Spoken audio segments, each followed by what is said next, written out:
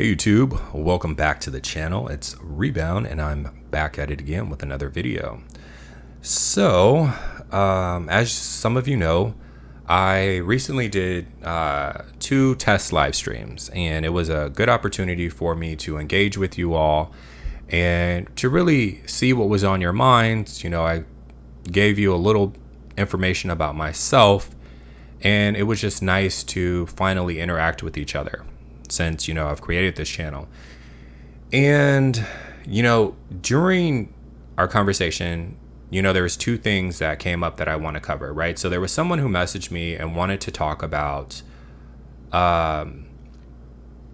pretty much my faith when it comes to walking away from these narcissistic corporate institutions and how am I able to do it. And then also, I want to go ahead and cover the topic of gang stalking again. This is something that's really picking up steam on YouTube. And last night, I spent some time just listening to the stories of other survivors. And man, let me tell you, that is a rabbit hole. So when I covered the topic of gang stalking, I saw it from a spiritual perspective. And I broke it down from, my personal experience. So some of the other, situations that are going on with other survivors is quite different from mine, right? And I do believe that this is going to be related to how severely impacted you were by the various traumas that occurred in your life, right? So let me go ahead and just do the job portion of the video first, because I feel like that will be shorter. So when it comes to this reality, there's those of us in society, some people say that we're targeted individuals. Some of us say that we're empathic. Some of us say that we were scapegoated and we're wounded, codependent. And existing in this reality is very difficult, right? So from birth, this hive mind knows who we are. And once again, look at the world as this movie, and everybody is connected in this film, right? So like there's a film called Pleasantville, right? So they actually got into the show, right? If for those of you who saw it, they got into this movie or this TV show, and the characters were a part of it, but they weren't, right? And they were aware of reality outside that matrix system, but no one in the film was. And where Pleasantville, it was like a form of innocence. Think the opposite of this world. So innocence is taken away, and we live in a society that truly embraces evil, right? So this is the devil's playground. He's operating through these people. He's operating through his children, right? And, there's so many different conspiracies, whether, it's another type of species down here. We talk a lot about demonic possession, but all in all, they're controlled by something dark, and they're all connected. And this is where you get the concept of the hive mind. So for those of us who have been exiled to this planet, we're unaware once we get here. It's like our memory is swiped. And as soon as we get here, this demonic entity or this beast, this matrix system, this beast system, it comes for us. It gives us all it has, because it doesn't want us to realize who we are, where we came from. It doesn't want us to be the light of the world. So what they do is they try to dim our light. And so you'll see a lot of this in the workforce, right? So you'll be held to a different set of standards, while everyone else is, there's a lower expectation of them. So people can come to work, half-ass their job, but you have to do your job to the best of your ability, and you have to work at this exceptional rate, which really is unrealistic, right? And when it comes to working at these narcissistic institutions, you always have to be on guard, right? And you have to study the red flags. And typically, for a lot of us who have been scapegoated, we're brought in to be devalued. And it's almost as if you're playing this game, right? So it's who can screw who over first, right? And you remember, you always have to be on defense mode. So one of the things that I did that was helpful is I try to while I'm working, while I'm in the love bomb phase, I try to, really lower my amount of debt, right? So you want to make sure that you can really pay down any expenses that you have so that if you do have to walk away, that you can. And for me, it's a little easier because I don't have kids and there's not a family that I have to take care of, right? But you want to lower your expenses. And let's just say, for example, I used to get my haircut once a week, and I used to pay $30 for my haircut, and I used to tip my barber $5. So that's $35 a week, $70 every 2 weeks, and $140 a month. And my haircut was so simple, and I learned the hard way that I could just do it myself. And so now my haircut may not look as polished as it once did, but I'm saving $140 a month by not getting my haircut, right? And that money can go into savings or paying down debt. And you just want to cut your expenses, and when everything is good, you want to save that money. So if things escalate, you can walk away, right? So now I have, a decent savings. So when it comes to, and with the jobs that I've worked, I paid down my credit card debt, and it was like everything that I was making, if a little bit was going to savings, but the majority of it was going to paying my bills and my credit card debt, right? So I got that debt out the way. And once again, you got to think that this money, you have to pay interest as well. So you want to get that stuff paid down.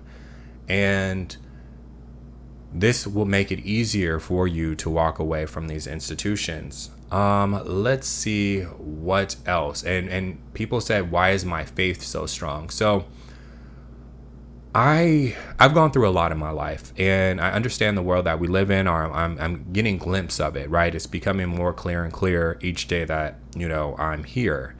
And when you really decide to do the work on yourself and you really start overcoming the trauma, you'll realize that these entities, they don't have as much power over you as you think, right? And there's something about those of us who have been wounded.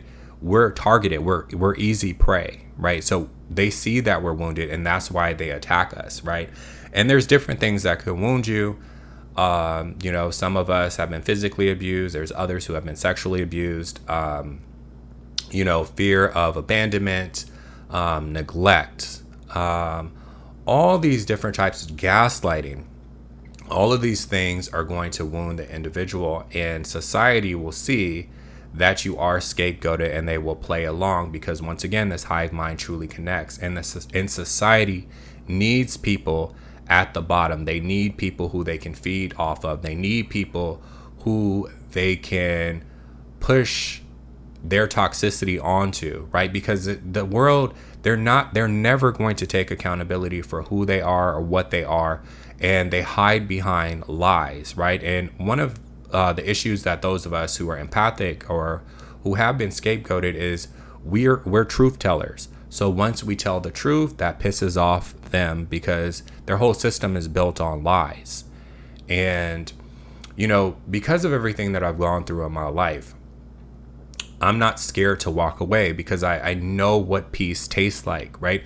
And I know what the damage that it does to me by staying in these narcissistic institutions, right? So, I'm trying to get back in shape now, and it's, the longer I stay, the more weight that I gain, the less sleep that I get, right?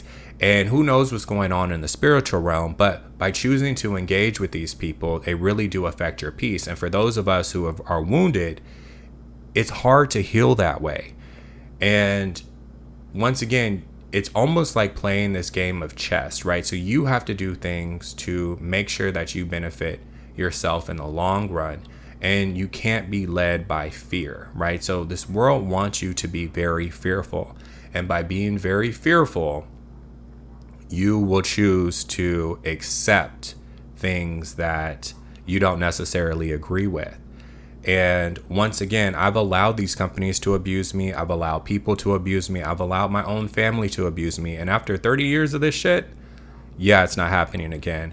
And once again, and you're always going to see signs of it, right? So my last job, I saw signs of codependency. I saw how everyone's brain seemed scrambled. I saw how everyone they were hectic. They didn't really know what they were doing. You would ask a question to the team, you'll get like 3 different answers, and everyone was busy, but their knowledge base wasn't strong. And then it's, you're being talked down to. And with me, I'm really big on communications, because these demons, they definitely don't know how to communicate with you, right? So maybe, if I was approaching someone who, let's just say we're on the phones, and I notice that I have an employee who's not on the phones, my first thing would be, hey, I've noticed that you haven't been on the phones. Do you need help with anything? I'm here to help you. But that's not how the narcissist communicates with you. And they did my first week, right? But I got something like, you've been off the phones for 10 minutes. What are you doing? And it's just like, okay, we were laughing, and having a good time during my interview. Who is this person, right?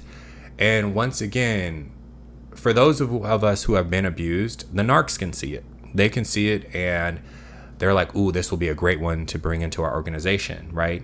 He could do his work and he can do my work, and he's going to deal with whatever shit that we give him. And once again, the narcs have to abuse, right? So a lot of them rise the ranks to becoming managers, and they need to abuse. And once everyone around them is miserable, they're calm, right?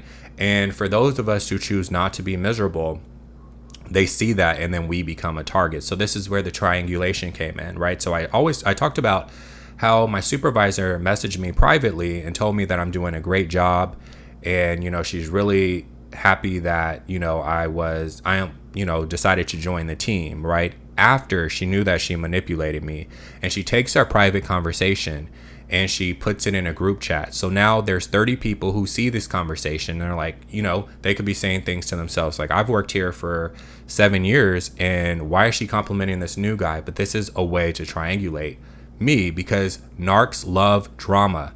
And this is why it's very important to understand the disorder. And I'll probably start doing more videos on breaking down the behavior of these demons, right? So I use narcs and demons synonymously, right? But it's really important to understand their traits and their characteristics, because once you can identify it, then you know to walk away, because you're not just dealing with a person. This is an entity, right? And this entity will bring more entities in, and they will traumatize you, right? So let's go back to the topic of gang stalking, right? Gang stalking is a very interesting phenomenon, right? So it's spiritual warfare. But in my opinion, the more traumatized you are, the more they fuck with you. Like, that's just what it is, right? And so a lot of this stuff will start manifesting in the physical realms. And remember, you have to look as this hive mind, as people within this system, as tools that the devil uses, right? That these demonic entities use to infiltrate your life. That's all they're here for. That's all their purpose. Like, you'll have people telling their stories about the different narcs that they dated and how they came in for a short period of time and destroyed their lives. There's been people who have off themselves because of what these demons have done. And the goal is to drive us to that point. So you have to do everything in your power to protect your energy, right? You have to do everything in your power to heal, right? And forgiveness is going to be a part of this. You have to be able to accept what has happened to you, and you have to be willing to overcome it. You have to cry. You have to feel these emotions and let them leave your body, because if you don't, that energetic wound is going to be there, and these demons are going to rip it open over and over and over again, and more are going to come in, right? So this is truly spiritual warfare. But during my healing process, I'm at a point now where, if I go out in public, maybe I'll get a few different stares, but they really don't mess with me as often. And I believe it's because all my energetic wounds are healed, right? And it really took a pandemic for me to heal from the trauma that I went through as a child, right? So these childhood wounds are powerful, and they stick with you if you don't do the work. You cannot bury them. You can't You can't. I'm telling you, you can't, you can't, you can't.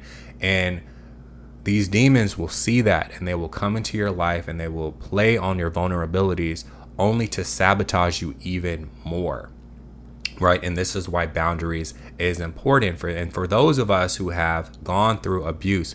We're going to be subconsciously attracted to these demons. I know it's a crazy thing to talk about, but we are.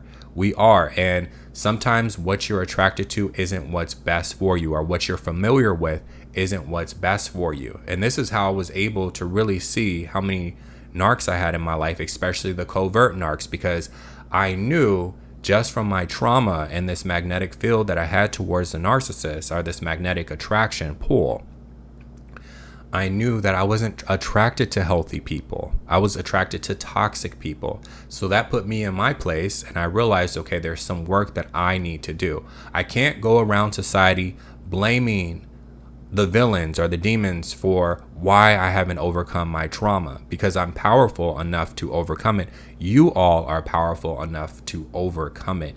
And once again, the more you start healing and building yourself up, the less they will bother you, right? But sometimes you have to find what works for you. So for me, it's having my space, right? Having a sanctuary where I can just relax a little bit and understand, the world that I live in. Doing these YouTube videos is really therapeutic for me as well. And, for those of us who grew up as codependents, we tend to overshare. And this is exactly what these demons want. They want you to overshare, because then they can use that to attack you, right? And once again, they'll use your vulnerabilities against you. And, they continue to play you, right? And this is what's going on.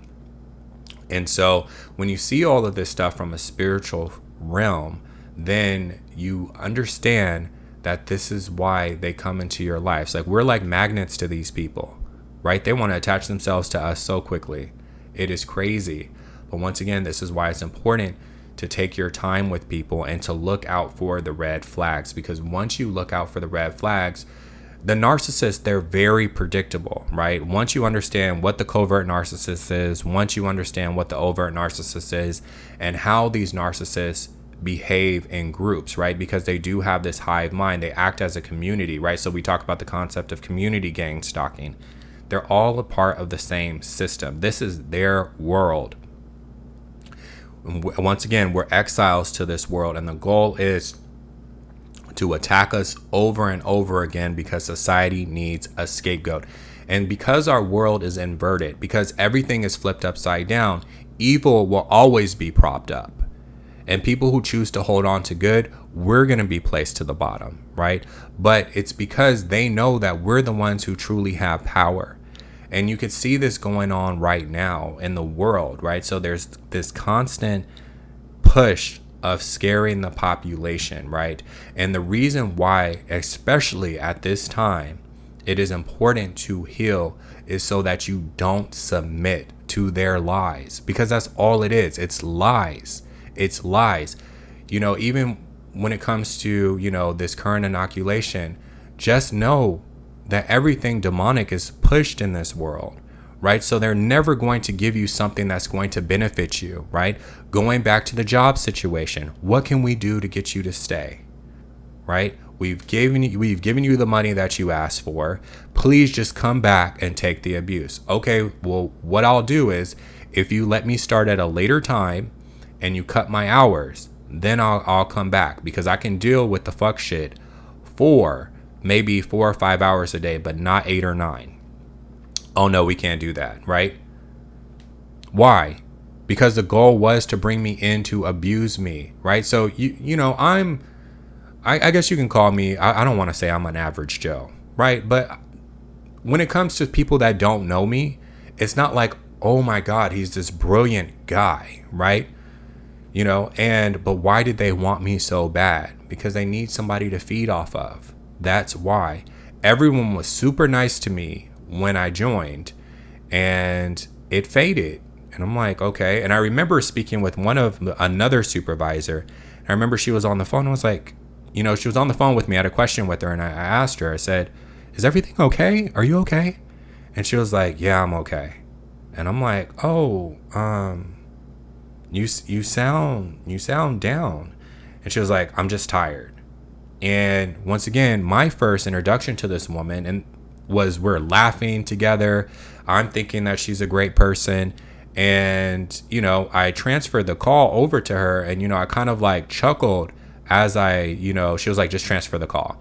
And I kind of like chuckled as I was getting ready to do it. And it was kind of like, dude, just transfer the call. I don't have time for this. And you have to study the culture at these organizations, right? I hate the term culture. I think of cult. But you have to, right? And you have to say, okay, well, does this person look like a codependent? How many codependents do I see in this organization? How many people are unwilling to take responsibility? That was another red flag for me. People will call in and ask directly to speak with the manager and call the manager out by name, and she wouldn't speak with them. And so now I have this person on the phone for 25 minutes and no one wants to speak to this person, right? It was just like a game of hot potato. And it's like, why would I want to work under people who don't even take responsibility? If you serve a leadership role, then you need to step into your leadership role.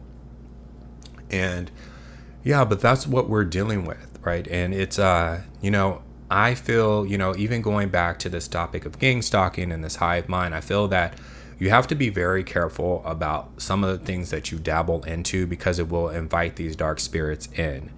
And once again, holding on to trauma is what gives them power over you, right? And so, I know maybe I really don't know, but let's just say for those of you who aren't religious fanatics, right, and who don't believe in the Bible, that's really the only solution that I have to this problem. And I know from personal experience, right? You have to understand that we live in a fallen world, and the fallen state of mankind on a global level is never going to give you any solutions. Look at the world that we live in right now. No one knows what they're doing. Everyone who has been an appointed leader, they don't know what they're doing. They're just going with the lie, right? So now we have a new variant out there. And I got a text message on my phone today. Everything needs to, we have to lock everything down. Cases are rising. You go outside, it looks the same that it looked a year ago. I don't see anyone dropping dead anywhere, right? I live right next to a hospital. I should hear the ambulance going on all day, all night, because cases are increasing, right? But once again, if you understand narcissism and you understand the traits of a narcissist and you understand how manipulative they are, if you understand how they lie and how they gaslight and, just everything that they do, it's the same thing. Society operates at the same level. This is their system. This is the fallen state of mankind. And spiritually, there's something going on where all these narcs are losing it. If they're not getting dementia, aka the leader that's supposedly running the country, they're behaving like little children out in society, throwing their temper tantrums when they don't get their way. They're looking for drama. And for those of you who have narcissists in your life, don't get in the mud with these pigs. Do not. That's what feeds them. That's what gives them power. The best thing that you can do is ignore them. If you're stuck in a house with them, do the gray rock method. And once again, try to find something, at least if it's 5 minutes a day, to center yourself, right? And to try to find a way out. I understand that it's very difficult. Trust me, I understand, right? I need to, get my ass in a job right now. But once again, my peace is more important to me than working these jobs, which literally I'm giving them my life force. It's like slavery. And they work you at such an extreme rate where you will lose your light. You will lose that life essence that we have. And life is so much more than that, right? We don't have to keep submitting to these corporations. And this is why, at least with my generation, there's so much pushback when it comes to going back to work for the office. Why is there a strong push, right? If cases are rising and this disease is spreading everywhere, why do they want us all back in the office? And it's all because of control. These people need to control. They need to dominate. Why? Because these demons know that their time is running out. And if they can take us out by injecting us with a fucking poison or by abusing us at work, right? And keeping us in this state of fear. And then, of course, we're going to do things for those of us who have been abused to cope with it, right? We're going to have various physical illnesses pop up or physical impairments pop up because of the abuse, right? And then we're going to do things such, some people smoke, some people look at porn, some people drink, right? Some people are out sleeping with everybody. All this is just coping mechanisms to deal with the abuse. And I'm telling you, from somebody who, has gone through it, it's not going to help. I used to tell myself, oh, well, I'm an adult, I can have a glass of wine, or I can have a bottle of wine. And honestly, one of the best things that I could have done for myself was put that bottle down, because it's trash, right?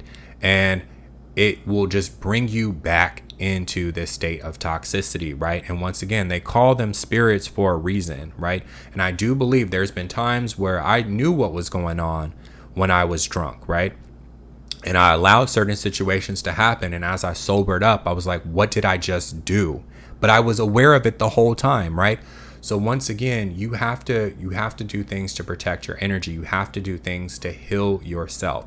Forgiveness is going to be very important, right? So going back to my personal story, I had a dark triad as a mother, right? An adopted mother, right? She was an age one, the wickedest person I've ever met in my life, right? My nickname for her is Lucifer's daughter. That's how evil this lady was. She was extremely evil. And when I tell you, those demons that operated through her, she probably had a legion of demons in her. And they hated me right when they first met me, right? And she used to beat the crap out of me. And when I say she used to beat me, she beat me with bats. She beat me with jump ropes, telephone cords. She would have other members of the family pull off, they call them switches, right, off of a tree, and then I would get beat. So if the family does something stupid, I get beat for it.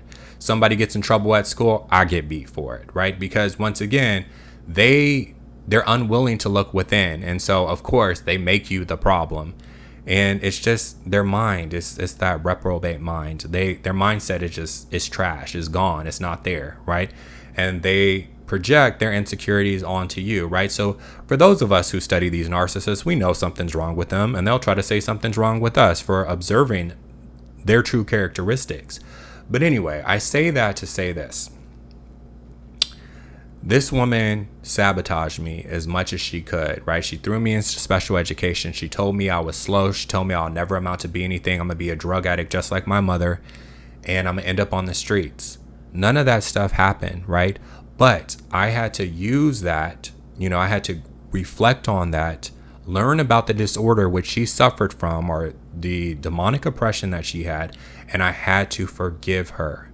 And I'm telling you, you guys, immediately after I forgave her, I got, within that week, I had a sensation come up from the base of my neck all the way up to the top of my skull on both sides. My traps, which is, your shoulder area, the upper shoulder area, they released, and the inflammation in my stomach went down.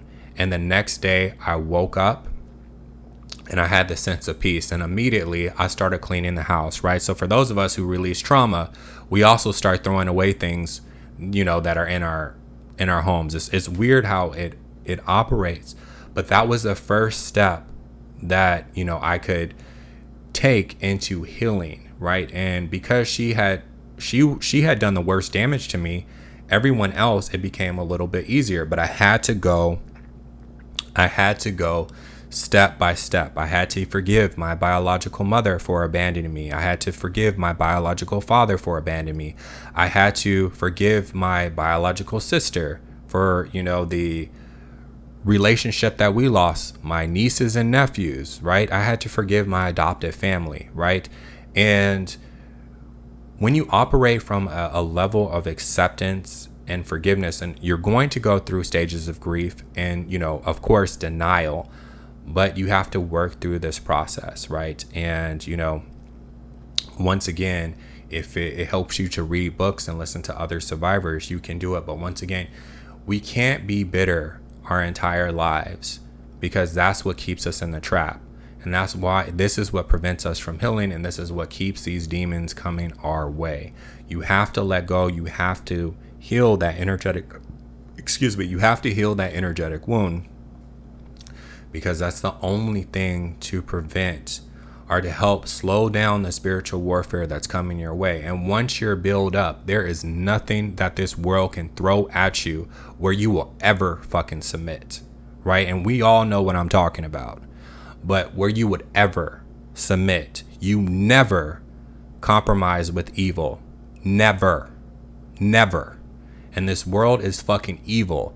And you know, I'm blunt about it, but that's just what it is. People need to wake up to the true reality that we live in.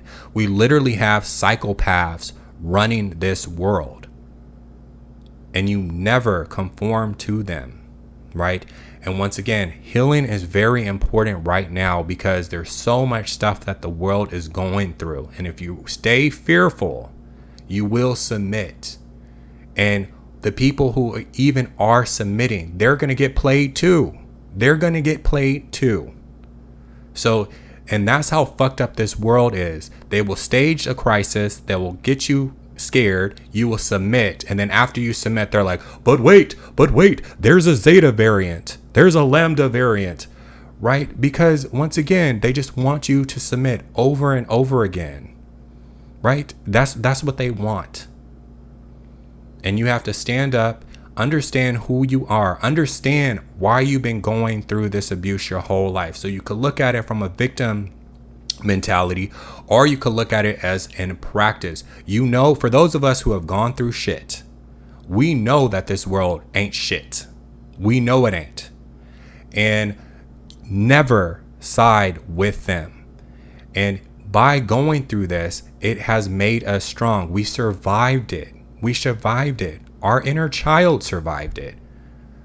So once again, it's important to heal so that you don't submit to it. You have to stand in your power. And that's what they hate. And they're trying to prevent people from standing in their power. They're trying to censor people. They're trying to get people to shut the fuck up, right? You know, narcissists, going back to the narcissistic household, living in a toxic household. Oh, we can never discuss what goes on behind closed doors, but let's just keep the dysfunction alive, right? Let's abuse you.